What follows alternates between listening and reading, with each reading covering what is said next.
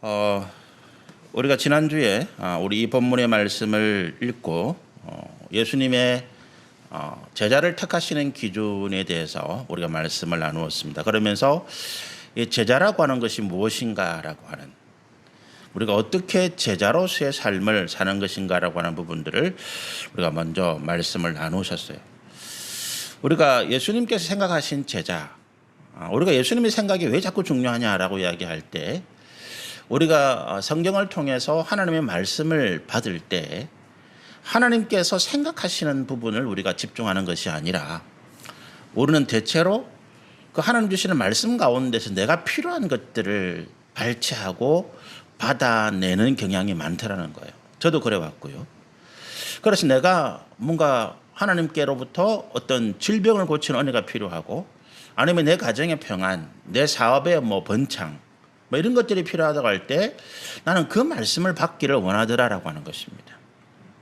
하나님께서 주시는 말씀의 그 근본적인 본질을 따르고자 하는 것이 아니라, 내가 병이 나도, 내가 사업이 망해도, 내가 여러 가지 삶의 어려움이 있어도 나는 하나님께서 주신 말씀을 따라가겠다는 이런 마음이 아니라, 우리가 어떻게 하든지 하나님의 능력을 가져와서 내 삶 가운데 평안과 형통함을 바라는 이런 마음들이 많다 보니까, 우리가 말씀을 듣고 이해하는 데 있어서 하나님께서 원래 가지고 계신 계획, 생각, 목적 이런 것보다도 내 생각, 내가 가지고 있는 계획, 또 세상에서 내가 이루려고 하는 어떤 목표, 이런 것들에 내가 말씀을 맞추어서 왜곡되게 하고, 하나님께서 원래 주시고자 하시는 본질적인 말씀을 떠나는 일들이 허다하더라라고 하는 거예요. 그 대표적인 사례가 구약시대에 예수님 당시에 유대인들이었고, 그들이 하나님을 믿는다, 하나님을 잘 섬긴다 하면서 왜 그렇게 엇나가고, 우리가 예레미야의 말씀을 지난주까지 다 보셨는데, 예레미야서를 통해서 왜 그렇게 하나님께서 이 예루살렘과 그 백성들을 그렇게 처참한 고난과 또 진노 가운데 가시는가라고 할 때 이 부분이거든요. 하나님은 계속 말씀하시는데 이 백성들이 그 말씀의 본질은 듣지 않고, 그들의 귀를 달콤하게 하고 그들의 마음에 기쁨을 주는, 그들의 정욕과 욕심을 채워주는 그런 거짓 선지자들의 말에 귀를 기울이고 하나님을 떠났다라고 하는 거죠. 그래서 우리가 이 예수님께서 이 말씀 가운데 예수님이 하신 그 원래 계획이 뭐였느냐, 하나님께서 이 말씀 가운데 원래 의도하시는 목적이 뭐냐를 우리가 살피고, 그리고 그 말씀을 이해하고 따르는 것이 맞다. 우리가 이 세상에서 다시 방황하고, 우리가 또 이 세상에서 다시 범죄하고 하나님의 뜻을 거슬러는 그런 패역한 백성이 되지 않기 위해서는 이런 과정이 반드시 필요하더라고요. 그래서 제가 월요일부터 금요일까지 아침에 말씀의 제목을 나누고, 또 저녁에 제가 묵상한 내용을 보내드리면서 제가 기대하는 것은 다른 게 아니고, 우리 성도님들이, 우리 집사님, 군사님들이 이 말씀의 훈련을 통해서 저와 같이 하면서 이 하나님께서 주시는 말씀의 어떤 본질을 이해할 수 있는 능력, 그리고 더 나아가서 우리가 이 땅에 거짓 선지자들이 너무 많잖아요. 이 거짓 선지자들의 거짓된 가르침과 거짓된 계시를 분별할 수 있는 어떤 영적인 능력이 생겨나기를 소원하는 것입니다. 제자도 마찬가지라는 거예요. 우리 한국교회가 수많은 제자 훈련을 하고, 우리가 제자 훈련을 받고 또 제자가 되기를 원하고 나는 제자라고 자부하는 분들이 참 많은데, 그런데 우리가 정작 예수님께서 원하신 제자는 무엇이었는가라고 하는 데는 관심을 가지지 않았다라고 하는 것입니다. 그 결과 수많은 제자 훈련을 받았지만 한국의 교회가 제자로서의 어떤 삶을 살아가는 사람들은 찾아보기가 어려운 상황이 그런 문제 때문이다라고 하는 것입니다. 그래서 지난주에 우리가 예수님이 생각하신 제자가 무엇인가, 예수님께서 제자를 택하시고 제자를 부르시는데, 그럼 예수님은 제자에 대해서 어떤 생각을 가지고 계셨는가라고 하는 것들을 나누셨는데, 한번 상기해 보십시다. 예수님께서 제자를 생각하시는 제자라는 것은 예수님의 가르침을 받는다는 거예요. 예수님의 가르침은 하나님의 말씀 가운데 그 본질적인 것을 가르침 받는다는 거죠. 예수님의 가르침을 받고 예수님을 본받아서 예수님의 순종과 예수님의 충성과 그 사명 가운데 헌신하신 이런 모습을 본받아서 하나님 말씀을 따라서 예수님이 행하신 사역들, 백성들에게 말씀을 가르치고 복음을 전파하고 약한 것과 질병을 고치는 이 예수님의 사역을 이 땅에서 주님이 다시 오실 때까지 유지하고 확장하고 지속해 나가는 일을 하는 사람들. 이 사람들이 제자라고 하는 거예요. 예수님이 다시 오실 때까지라고 하는 것은 우리가 살아가는 삶이잖아요. 살아가는 삶 동안에 우리가 이것을 유지한다. 그 본질을 지켜나가는 거다. 유지라고 하는 것은 우리가 그 본질이 훼손되고 우리 상황이나 환경이나 여건에 따라서 우리가 좌지우지하지 아니하고 그냥 하나님의 그 말씀이 우리가 어떠한 면이든지 그 말씀의 본질을 지켜나가는 이것이 유지다. 확장은 내 주변으로 하나님을 알지 못하고 이 복음을 알지 못하는 사람들에게 우리가 하나님의 진리의 말씀을 가르치고 그리고 복음을 전파하는 이 일들을 행해 나가는 이게 확산이고, 지속이라고 하는 건 뭡니까? 우리가 힘들다고 포기하고 어렵다고 그만두고 내 삶이 바쁘다고 중단하는 이런 것이 아니라 예수님이 다시 오실 때까지 내 생명이 닿을 때까지 이 일을 계속해 나가는 이게 지속이다라고 하는 거예요. 이런 일을 할 수 있는 사람을 예수님은 제자라고 생각하셨다는 것입니다. 그리고 그 제자를 부르신 거죠. 또 하나 우리가 중요하게 생각하는 것은 예수님이 이 땅에 사신 일은 하나님, 보이지 않는 영이신 하나님의 계획하심을, 또 하나님께서 뜻하시는 것을 예수님이 말씀이 육신이 되어 이 땅에 오신 하나님이신 예수께서 그 육신을 가지고 우리 가운데 눈에 보이도록 하신 거잖아요. 그래서 예수님의 사역은 영적인 사역인데 이 영적인 사역을 육신의 눈을 가지고 있는 사람들이 보고 알고 이해할 수 있고 따르도록 그렇게 바꾸신 거예요. 그래서 우리가 이 땅에서 신앙생활을 하는 것도 우리는 영적인 가치를 지향하고 영적인 하나님 나라를 바라보지만 이 땅에서 삶은 세상에서 명예와 권세와 재물을 좋아하고 자신의 육신의 정욕과 탐욕을 따르는 사람들이 이것이 하나님의 나라, 이것이 하나님께서 우리 인생 가운데 주시는 은혜구나 하는 걸 깨달을 수 있도록 우리가 돈이나 아니면 세상의 권세나 명예나 이런 것들로 바꾼다는 거예요. 그래서 예수님께서 말씀하신 비유 가운데 또 예수님께서 복음서에 돈에 대해서 굉장히 많이 이야기하잖아요. 왜? 사람들이 돈에 관심이 있거든. 건강, 질병을 고치는 역사를 굉장히 많이 일으키잖아요. 왜? 사람들이 거기에 관심이 있거든. 성공에 관심이 있단 말이죠. 그래서 누가 높으냐, 누가 높은 자리 갈 것이냐 경쟁할 때 하나님이 그 제자들을 책망하지 않으신 거예요. 예수님이. 책망하지 않고 오히려 그들이 높은 자리에 가기를 원하고 성공하기를 원하는 그 마음이 제대로 되려면 하나님 나라와 그 의를 이루기 위해서 이 땅에서는 섬기는 자가 되라, 이렇게 말씀하시는 거예요.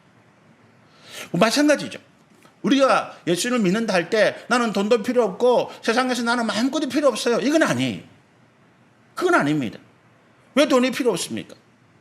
우리가 세상에서 어떤 일을 하려고 할 때 힘이 필요하기도 하고 또 사람들에게 존경과 칭찬을 받을 그런 이유를 가지고 있잖아요. 자, 그럴 때 이것이 우리가 추구하는 목적이 아니다라고 하는 거예요. 이것을 가지고 뭘 한다고요? 거룩한 하나님의 나라를 보여준다는 것입니다. 이것이 이제 제자들이 해야 될 일이라고 하는 거죠. 자, 그러면 우리가 그래서 이런 어떤 예수님께서 이런 기준을 가지고 제자들을 생각하고 제자들을 선택하신 그 내용의 말씀이 우리가 오늘 읽었던, 지난주에 읽었던 우리 누가복음 9장 57절에서 62절의 말씀 가운데 세 사람이 나옵니다. 짧은 대화예요. 예수님을 따르기를 원하고 예수님께서 또 제자라고 부르신 사람들이 처음에 그 부르심 또는 따르고자 할 때 그들이 나타내는 반응, 그 다음에 예수님이 그 사람들의 반응에 대해서 어떻게 대답하시는지, 이 세 사람 짧은 대화를 통해서 예수님께서 이런 사람들, 또 우리를 하여금 이런 어떤 믿음의 길, 제자의 길을 가려고 하시는구나, 이걸 우리가 이해할 수 있을 것이라 믿습니다. 첫 번째, 우리가 57절에서 58절이 한 사람이잖아요. 한번 읽어보실까요? 길 가실 때에 어떤 사람이 여짜오되 어디로 가시든지 나는 따르리이다. 한 사람이 와가지고 예수님 가는데 옆에 붙은 거예요. 예수님, 나는 예수님 따르겠습니다. 예수님이 어디로 가든지 뭘 하든지 나는 예수님 따르고 예수님과 함께 하고 싶습니다, 이렇게 이야기를 한 거죠. 그런데 예수님께서 뭐라고 말씀하십니까? 58절에 여우도 굴이 있고 공중의 새도 집이 있는데 인자는, 나는, 예수님은 머리 둘 곳이 없다. 네 나를 따라오겠다고? 야, 네 나를 따라오면 고생 바가지인데, 고생만 실컷 할 건데, 네가 바라는 영광과 이 땅에서 어떤 높은 지위는 내가 보정하지 못하는데 오히려 고생만 시작해날 텐데 그래도 괜찮겠나? 라고 물은 거예요. 우리가 이 짧은 대화를 통해서 예수님을 따르겠다고 한 사람은 뭐를 목적으로 갔다고요? 그는 예수님이 하나님의 아들 메시아라는 걸 믿었다는 거예요. 그런데 그 당시 대부분 이 예수님 유대인들이 생각했던 것처럼 또 예수님의 제자들도 다 그렇게 생각했죠. 예수님이 이 땅의 왕으로 이스라엘을 다시 이 땅에 가장 빛나고 영광된 나라로 만들어낼 때 다윗처럼 솔로몬처럼 그때 내가 예수님 옆에 서서 그 공을 세워가지고 내가 한자리 하고 내가 세상에서 명예와 권세와 재물을 차지하겠다는 마음이 있었다는 거예요. 이 사람뿐만 아니죠. 우리 성경에 보면 많은 예수님의 제자들이 이 마음을 가지고 있었던 거예요. 그래서 예수님이 십자가를 지겠다라고 말씀하실 때 좀 전까지 그 빛나는 그 영광스러운 신앙 고백을 한 베드로도 예수님을 딱 가로막는 거예요. 예수님 뭔 말입니까? 왜 죽으러 갑니까? 우리가 지금 예루살렘으로 가서 로마 군대를 몰아내고 우리가 다시 다윗 같은 솔로몬 같은 그런 위대한 하나님의 나라를 만들어야 되는데 가서 십자가에 죽는다는 게 무슨 말입니까? 못 갑니다. 딱 막은 거예요. 그 생각이 뭐에 있다고요? 그들이 예수님을 따르는 목적이 예수님과 함께 로마 군대를 몰아내고 백성들을 이끌어서 다시 다윗과 솔로몬과 같은 위대한 유대 나라, 위대한 이스라엘 백성들의 나라를 만들어내겠다. 그때에 내가 공이 크니까 내가 예수님을 열심히 따라서 내가 일을 했으니까 내가 다른 사람들보다 더 높은 지위, 더 큰 영광을 받지 않겠느냐라고 생각을 했다는 거예요. 예수님이 그 청년, 그 사람의 마음을 아시고 이 말씀하신 거예요. 야, 근데 네가 나를 따라오겠다고 좋다. 그래, 네가 나를 따라오겠다니까 고맙다. 그런데 이거 한 가지는 알아라. 네가 나를 따라오면 영광은커녕 고생만 족사하게 할 거다. 그래도 괜찮겠나? 우리가 이 청년이 어떤 마음을 가지고 어떤 결과가 나설지는 이제 상상하는 거죠. 말할 필요도 없겠죠, 그죠? 내가 영광을 바라고 왔는데 예수님이 고생 바가지다 그러니까 따라갈 필요가 없잖아요. 도둑했을 거예요. 여러분, 우리가 그러면 목사님, 우리 신앙생활하는 우리 목적이 우리는 하나님 나라의 영광과 상급이 아닙니까? 그렇잖아요. 바울 사도도 그렇게 고백하거든. 내가 표대를 향하여 하나님께서 나에게 주신 그 표대를 향하여 달려갈 때 하나님께서 내게 주실 상급과 영광을 바라보고 간다. 그 목적이 그거 아닙니까? 성경이 바울이 그렇게 이야기하는데 그럼 우리가 상급과 영광을 바라면 안 됩니까? 이런 질문을 할 수 있죠. 그런데 우리가 한 가지 오해가 있다고 하는 거예요. 자, 지금 바울이 이야기한 것, 바울의 삶을 보면 그 바울은 그 삶에서 정말로 고생 바가지였어요. 죽음의 위기를 숱하게 넘기고 정말로 고생이라는 고생, 환난이라는 환난은 다 당한 사람. 그런 그가 이 땅에서 성공과 영광을 바란 건 아니라는 거예요. 뭐를 바랐다고? 하나님 나라에 갈 때. 그가 이 땅에서 사명을 다 마치고 하나님 앞에 서게 될 때 그 하나님 나라에서 받게 될 영원한 영광과 상급을 목표로 했다는 것입니다. 그런데 우리는 하나님 나라의 영광과 상급이 아니라 이 땅에서 잘 되는 것을 목표로 하고 있다는 거예요. 차이가 다르죠.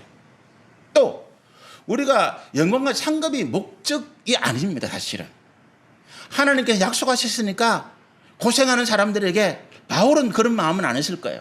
그런데 바울을 보는 사람들, 또 바울과 함께 사역을 하는 수많은 제자들, 디모데니 신라니 이런 사람들이 고생하고 힘들어하는 모습을 보면서 바울이 용기를 주는 거죠. 소망을 주는 거잖아요. 야, 우리가 이 땅에서 고생하지만 우리가 이 사명 마치고 하나님 앞에 서게 될 때에 하나님께서 우리에게 영광과 상급을 주실 거야. 걱정하지 마라.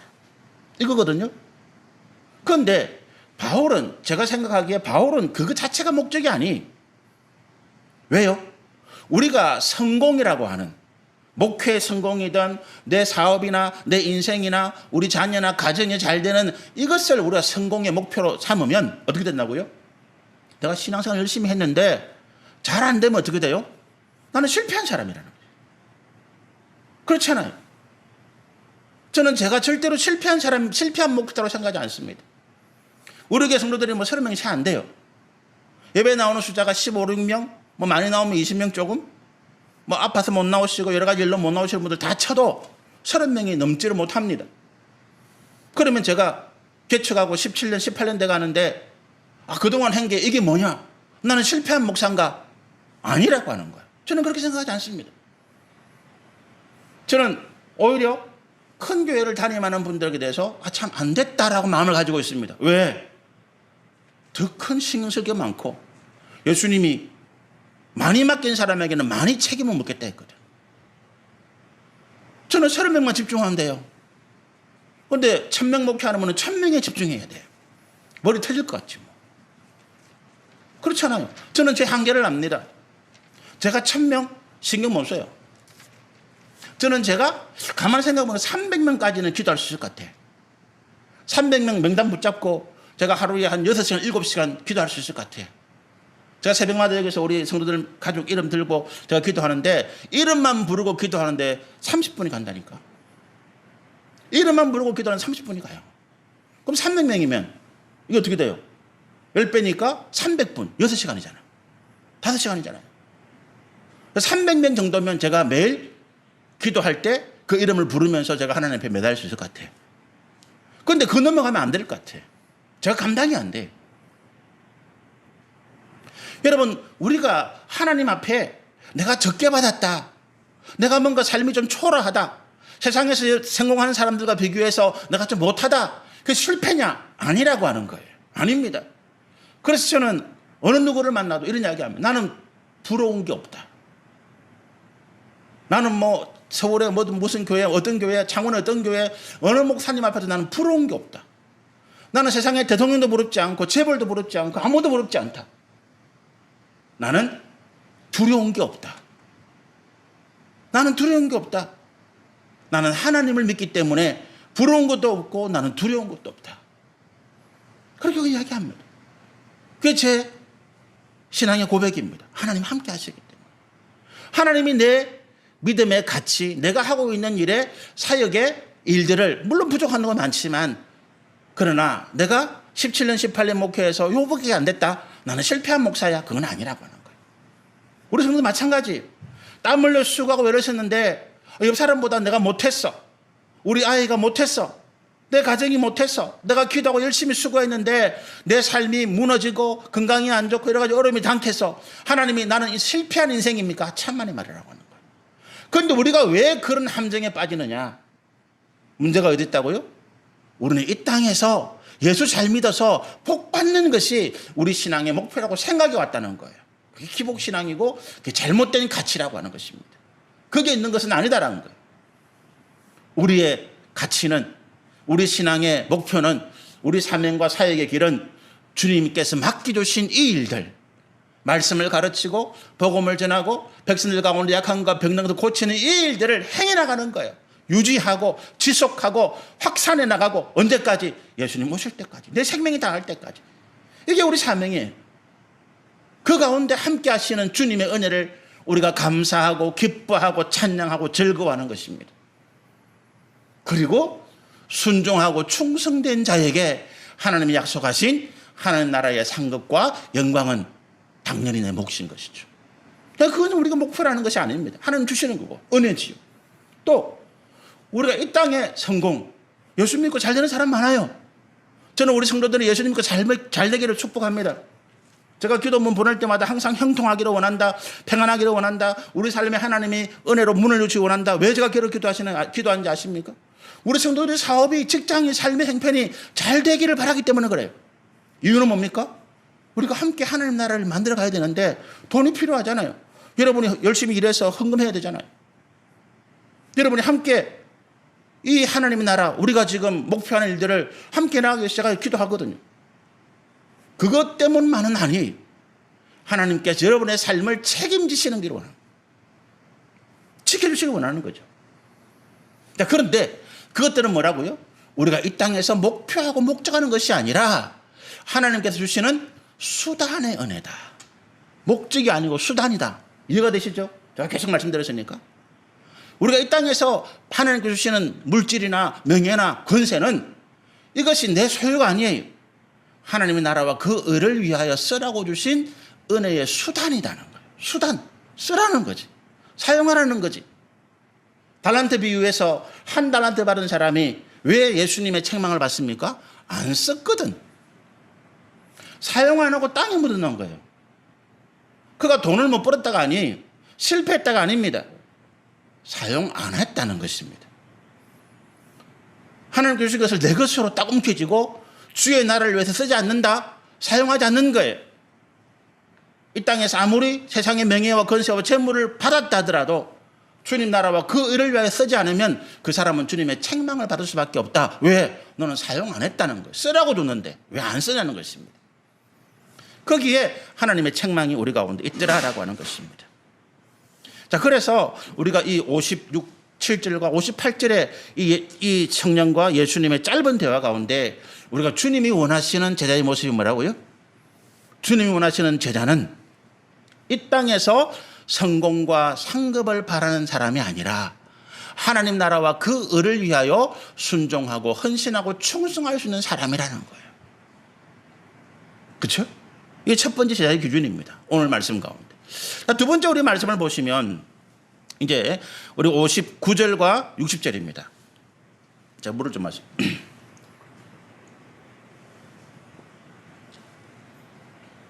59절과 60절인데 한번 읽어보실까요? 또 다른 사람에게 나를 따르라 하시니 그가 이르되 나로 먼저 가서 내 아버지를 장사하게 허락하옵소서 이럽니다. 자, 예수님 어떤 청년이 참 마음에 들어가지고 그 청년에게 야, 너는 나를 따라와라 이런 이야기를 해요. 그러니까 이 청년이 지금 제가 아버지 상을 당했습니다. 그러니까 내가 예수님을 따르겠는데 아버지 장례를 마치고 따르게 해 주십시오 라고 이야기를 했다는 거예요. 어떻게 보면 그래요. 당연히 그럴 수 있잖아요. 그죠? 당연히 그럴 수 있죠. 그런데 60절에 예수님의 대답이 전혀 우리의 어떤 기대, 우리가 생각하는 것과는 다르게 말씀하신다. 한번 읽어보시죠. 60절. 이러시되 죽은 자들로 자기의 죽은 자들을 장사하게 하고, 한번 읽어볼까요? 죽은 자들로 자기의 죽은 자들을 장사하게 하라는 것입니다. 그리고 뭐라 하라고요? 너는 가서 하나님의 나라를 전파하라. 이게 무슨 말일까요? 죽은 자들이 죽은 자들을 장사하게 한다. 자, 우리가 성경에서 죽었다는 표현을 언제 쓴다고요? 하나님 앞에서 범죄한 인생이 하나님과의 관계가 끊어진 것을 죽었다라고 표현합니다. 우리가 죽은 자였다. 그래서 우리는 다시 태어났다 그러잖아요. 예수의 은혜로. 우리가 죄를 고백하고 회개할 때 우리는 거듭났다, 다시 태어났다라고 이야기하는 것은 우리 죄로 인해서 죽었던 우리의 옛 사람은 없어지고 다시 우리가 하나님 은혜로 새롭게 살아났다는 거거든. 세례의 의미가 그거예요. 왜 사람을 물속에 잠그느냐는 거예요. 사람 물에 들어가면 죽을 수밖에 없지. 옛 사람, 범죄하여서 하나님과의 관계가 끊어진 너는 장사 지내는 거예요. 물속에. 그리고 다시 예수로 인해서 구원받은 새 생명은 살아나는 것입니다. 그게 세례예요. 자, 그러면 예수님의 말씀이 이거죠. 죽은 자로 죽은 자를 장사하게 하라. 너는 뭡니까? 죽은 자, 하나님을 알지 못하고 죄인들이 그 죽음의 일들을 감당하게 하라는 거예요. 다시 말씀드릴까요? 우리가 하나님을 믿고 예수 그리스도 은혜 가운데 구원받은 자들은 죽은 일, 죽음의 일을 담당하는 자가 아니라 뭘 한다고요? 생명의 일을 감당하는 자라는 거예요. 자, 그러면 예수님께서 이 말씀을 하실 때에 단순히 그거 아버지 장례 그거보다 그거는 필요 없고 너는 그런 거 하지 마. 너는 나를 따라야 돼. 이 말씀은 아니죠. 그죠? 이 말씀이 아니에요. 그렇게 오해하시면 안 돼. 그렇잖아요. 자, 우리가 무슨 주일 끼고 상이 나요. 그러면 우리가 보통 3일장 할 때 우리 4일장 하잖아요. 제가 4일장 부탁드리거든. 왜? 주일날은 출상이 안 된다는 거예요. 왜 안 되느냐? 이게 꼭 목사님 그렇습니까? 저는 영적으로 그렇게 믿어요. 주일은 예수님이 부활하신 생명의 날인 거예요. 그날에 우리가 죽은 자를 장사하는 죽은 일은 안 한다는 거예요. 장례 일정을 하루만 늦추면 어떻게 된다고요? 월요일날 출상할 수 있어. 그리고 어떻게 했다고요? 주일날 예를 들어서 우리 아버님 부친상에 났는데 내가 장례 일정 중단하고 주일 예배 드리고 이건 아니잖아요. 내가 장례 일정 그대로 진행해요. 그러면서 어떻게 한다고요? 그 장례 일정 가운데 하나님을 찬양하고 또 하나님의 은혜를 높이는 예배도 우리가 드리더라는 거예요. 장례일정 가운데 우리가 예배를 왜 드립니까? 그게 생명 역사를 주관하시는 하나님을 높이는 일이기 때문에 그래요. 그러니까 단순히 뭐 장례식 그런 거 하지 마. 뭐 그런 게 뭐가 중요하노? 전도하고 뭐 하나님 일을 해야지. 무슨 소리 하고 있어? 그런 의미가 아니라고 하는 것입니다. 이해가 됐을 줄로 믿습니다. 예를 들어서 우리가 이게 인륜을 끊어버리라. 아니에요. 우리가 신앙생활 하면서 제일 못했던 게 이 부분이에요. 저도 그런 얘기 참 많이 들었거든요. 제가 구대 종손의 막내 아들로 태어나가지고 구대 종손 가정에 막내 아들 태어나가지고 제가 교회를 나오니까 항상 하는 이야기가 뭐냐면 집안에 종교가 들어오면 망한다는 거지. 니 때문에 집안 망한다는 거예요. 제가 주변에 그런 얘기를 참 많이 들었습니다. 예수 믿는 며느리 들어와가지고 집안이 망했다는 거야.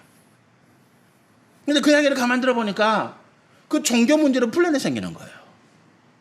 제사를 드려야 되니 말아야 되니 그것 때문에 분란 생기는 거예요. 주일날 집안에 중요한 행사 있는데 나는 교회 간다고 며느리가 안 간다는 거예요. 남편과 싸우고 시부모와 싸우고 집안에 분란이 생기더라는 거지. 형제간에 얼가 끊어지더라는 거예요. 이게 문제죠. 그렇잖아요. 저는 그것을 좋은 신앙으로 절대 말하지 않습니다. 제 아내가 결혼해서 제가 군대 생활하고 또는 뭐 이렇게 할 때 얼마 전까지만 해도 제 아내가 제사에 참여해서 그걸 도왔어요. 왜? 그 가정에 하나님의 은혜를 전하기 위한 수단으로 한 거예요. 지금도 저희들이 명절 되면 차례에 참여해요. 제 아이들 데리고. 그리고 차례상 앞에 저희들이 섭니다. 절은 안 해요. 기도합니다. 다른 형제들, 다른 조카들이 기도할 때 우리 아이들, 저와 제 아내는 서서 기도합니다. 하나님, 이 가정이 구원받게 해주십시오. 악한 귀신의 역사 가운데 더 이상 조종당하지 아니하고 하나님의 구원을 얻게 해주십시오. 그리고 기도합니다. 그런데 조카들이, 형제들이, 목사인 제가, 사모인 제 아내가, 목사 가정의 자녀들이 와서 그 차례에 함께 참여하는 걸 굉장히 고맙게 생각해요. 감사하게 생각합니다. 이유는 뭐냐? 삼촌이 안 올 수 있는데 우리 가족의 화평을 위해서 와준 것 너무 감사하다. 그 아이들이 마음이 열리는 것입니다. 저는 결혼식 11시 주일날 하면 저는 못 가죠. 예배를 인도해야 되니까. 저는 우리 성도들이 가라 그럽니다. 저는 토요일날 가서 인사해요. 결혼할 사람.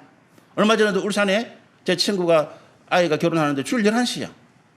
못 가니까 정말 친한 친구고 저희들 참 잘하는 친구라서 제가 울산에 토요일날 갔어요. 가서 인사하고 기도해주고 축복해주고 왔어요. 여러분, 우리가 내 신앙, 내 믿음 지키기 위해서 가정의 분란을 일으키고 또 형제와 다투고 이것은 종교 분쟁이지 내 믿음을 지키는 일은 아닙니다. 오히려 믿음을 지키려면 어떻게 해요? 내가 가정의 화평을 위해서 내가 하나님 앞에 섬기고 희생하는 모습들을 보이는 거예요. 목사님 그건 우상 숭배지 그게 뭔 그런 이야기였습니까? 아니, 성경에도 확실한 근거를 제시합니다. 몇 번 말씀드렸죠? 우리가 열왕기 하에 보면 엘리사 선지자 시대에 아람의 군대 장관 나만이라는 사람이 문둥병이 걸려요. 그가 그 문둥병을 고침받기 위해서 적국인 이스라엘에 와서 자기 병을 고쳐달라고 엘리사를 찾아옵니다.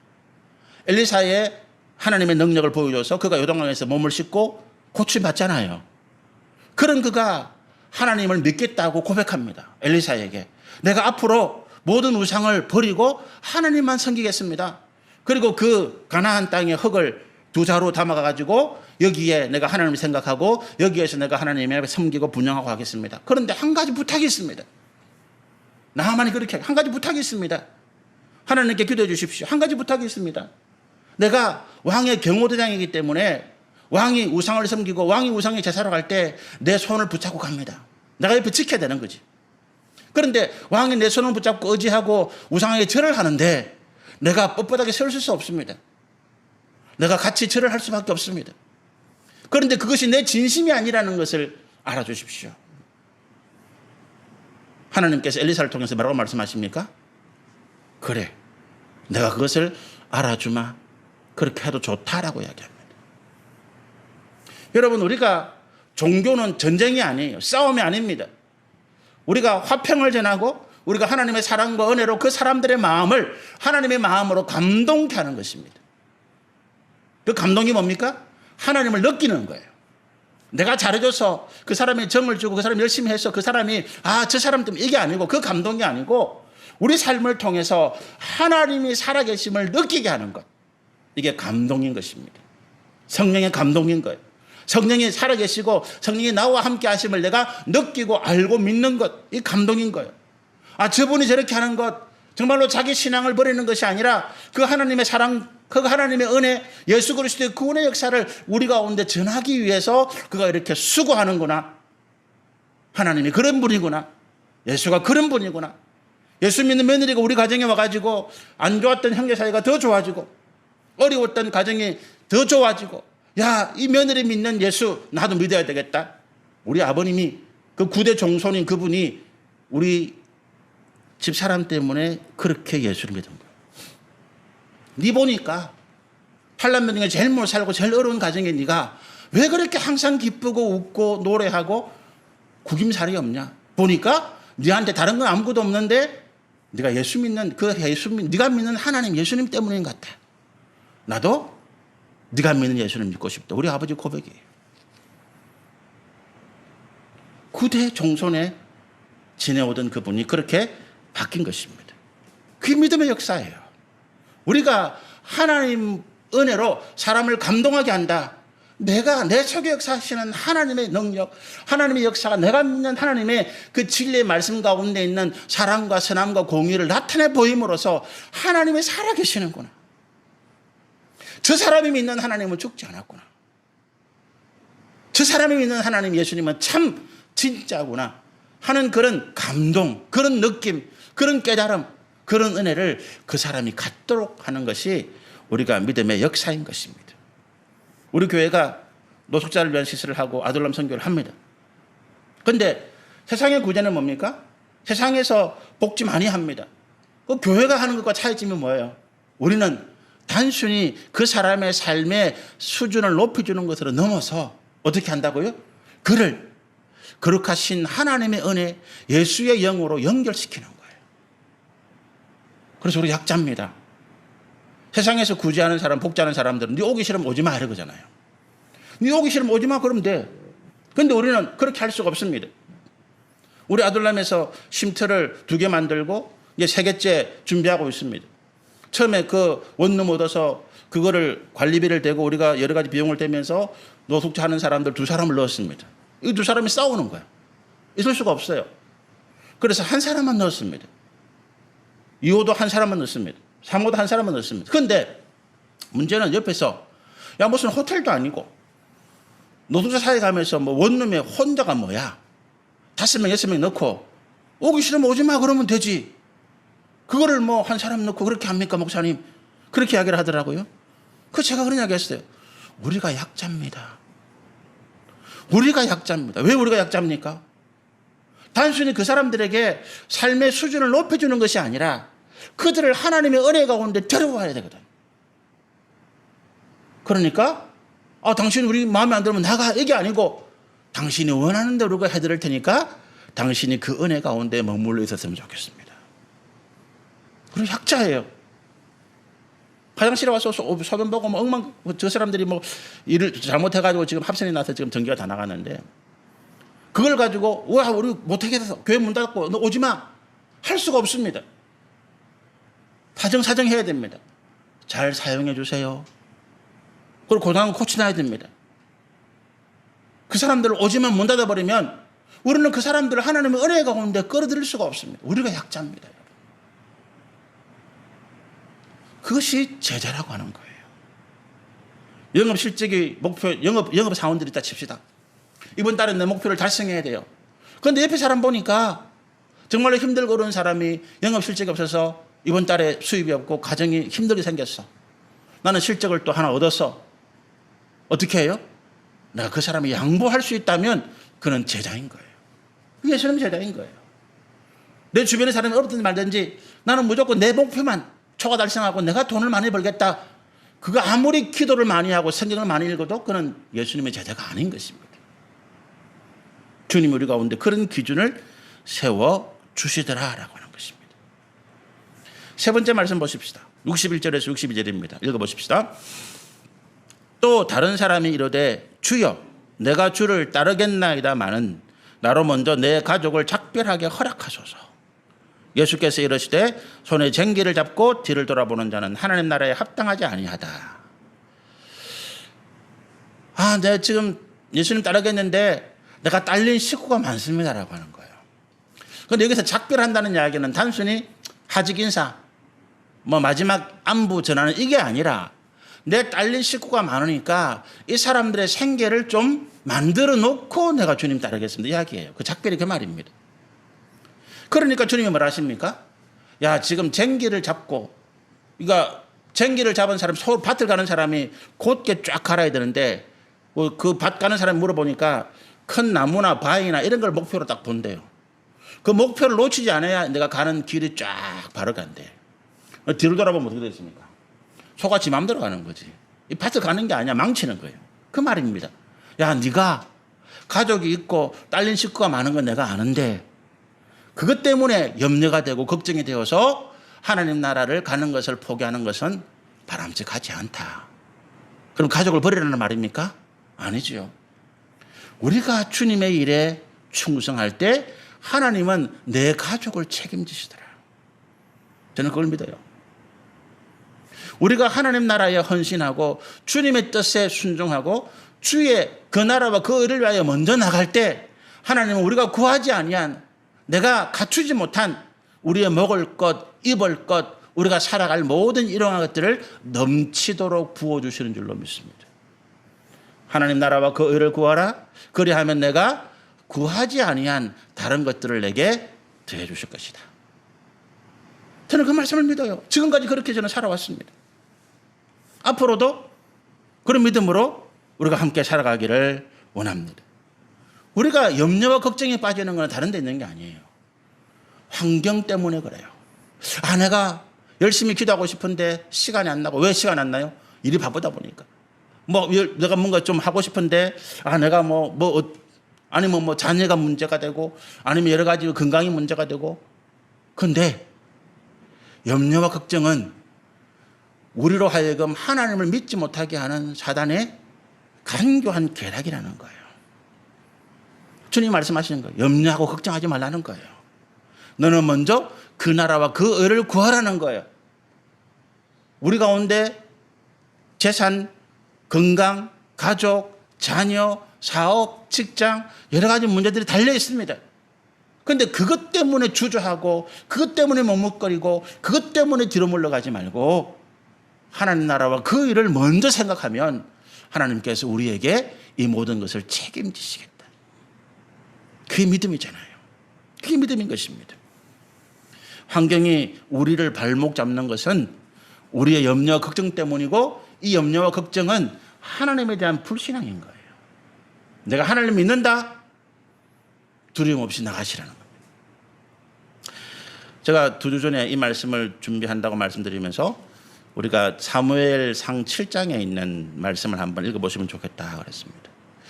그 사무엘상 7장에 어떤 말씀이 있는가 하면 그 사무엘의 스승인 엘리라고 하는 제사장 때에 그 이스라엘 민족의 범죄 때문에 블레셋 군대에게 전쟁에서 지면서 하나님의 법궤를 빼앗깁니다.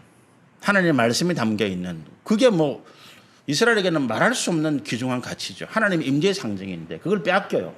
그런데 그거를 빼앗아간 블레셋이 그 도시가 5개가 있는데 그 블레셋이 전리품으로 하나님의 법궤를 자기들이 섬기는 우상의 신상에 갖다 놨는데 그곳마다 하나님의 진노하심으로 신상이 무너지고 하나님의 진노하심으로 역병과 전염병과 모든 악한 일들이 벌어지는 것입니다.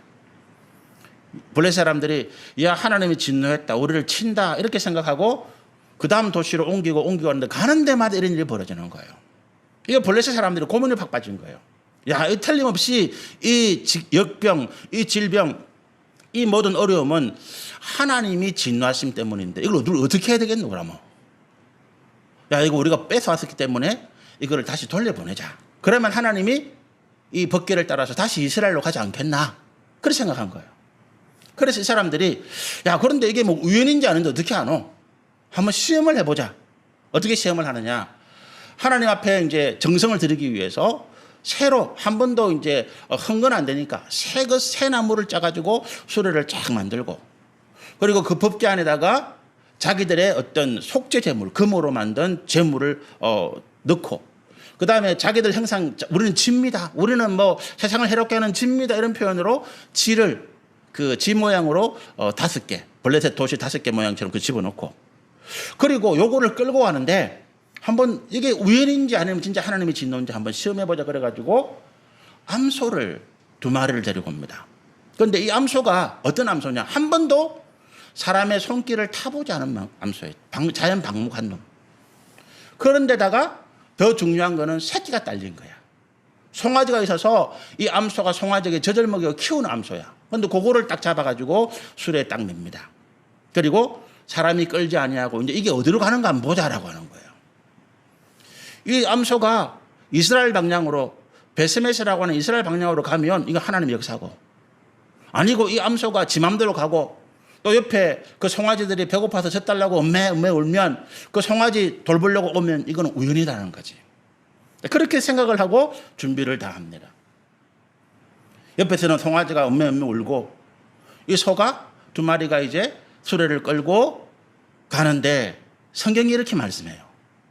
이 소들이 울면서, 옆에 송아지는 울지, 그러니까 못 가는 형편에서 그 소들이 같이 울면서 베스메스를 향해서, 이스라엘 향해서 곧장 가더라라고 하는 거예요.